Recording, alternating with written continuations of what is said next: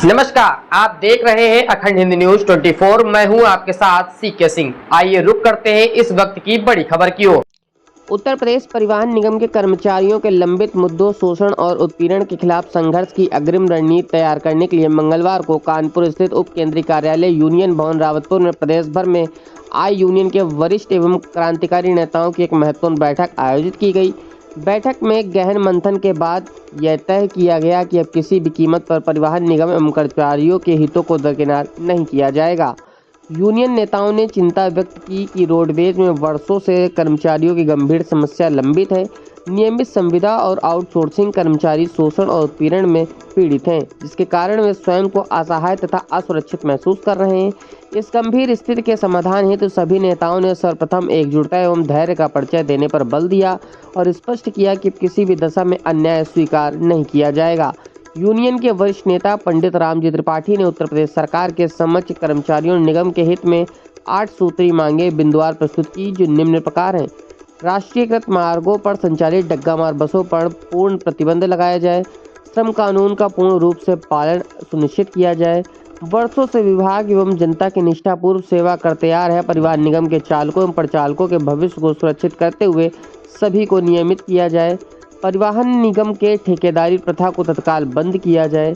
कर्मचारियों के देयकों का भुगतान समय से किया जाए। कर्मचारियों का शोषण तथा उत्पीड़न तुरंत बंद किया जाए।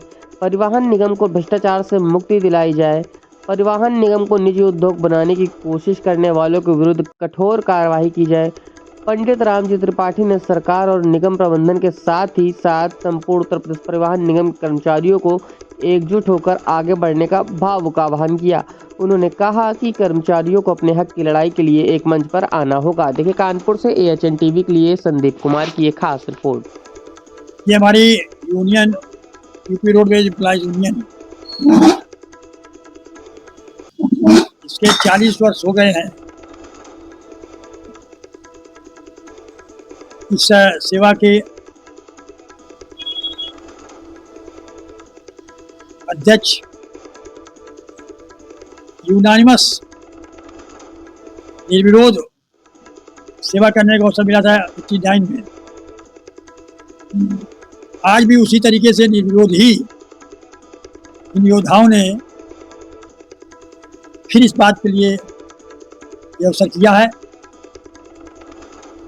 ये आवश्यक सेवाओं का विभाग है।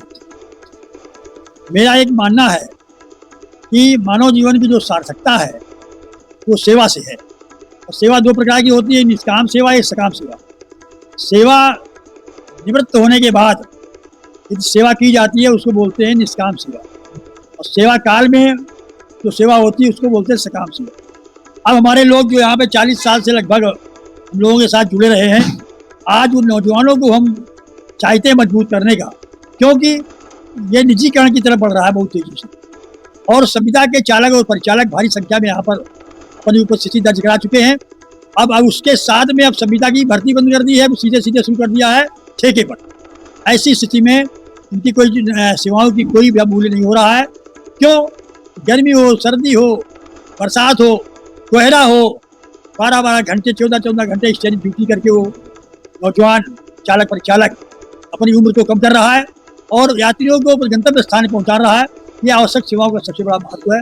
यदि किसी अधिकारी से अपनी बात को कहना चाहता है तो उसकी बात को, दर्द को नहीं सुनते हैं, उसके अर्थ को समझते हैं कि अर्थ क्या दे रहा है, अर्थ को क्या दे रहा है, इस पर दिमाग लगा हुआ है।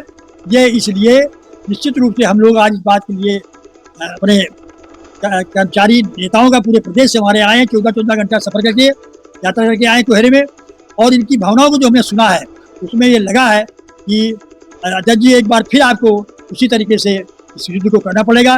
जिस तरीके से आपने जब भी सरकार ने जुल्म किया है या सरकार के नीचे बैठने वालों ने जुल्म किया है, सरकार की मानसिकता को नहीं समझा है, तो उनके विरुद्ध आपको कुछ बोलना पड़ेगा। तो 9 बार चक्का जाम करने का सौभाग्य हमको मिला सरकार के खिलाफ, प्रदेश सरकार के खिलाफ। केंद्र सरकार से भी खूब युद्ध करने मिला। 31 बार जेल जाने रहने का सौभाग्य मिला, 3 बार राजसभा में रहने का सौभाग्य मिला। ये सब सौभाग्य मिले हैं। तो निष्काम जीवन में गंगा गाय गरीब को लेकर जो हम चल रहे हैं, तो गरीब में यदि हमारा गुरुकुल आता है तो गरीब में हमारे ये मजदूर भी आते हैं। इसलिए इनकी भावनाओं का हम स्वागत करते हैं। और ये धर्म युद्ध है। इस धर्म युद्ध में जो हमारे पुराने साथियों ने आ करके अपने जीवन को सार्थकता के रूप में प्रमाणित करने का संकल्प लिया है, तो राजनीतिक पार्टी इनके संकल्प को पूरा करने का प्रयास करेंगे। मैं आपको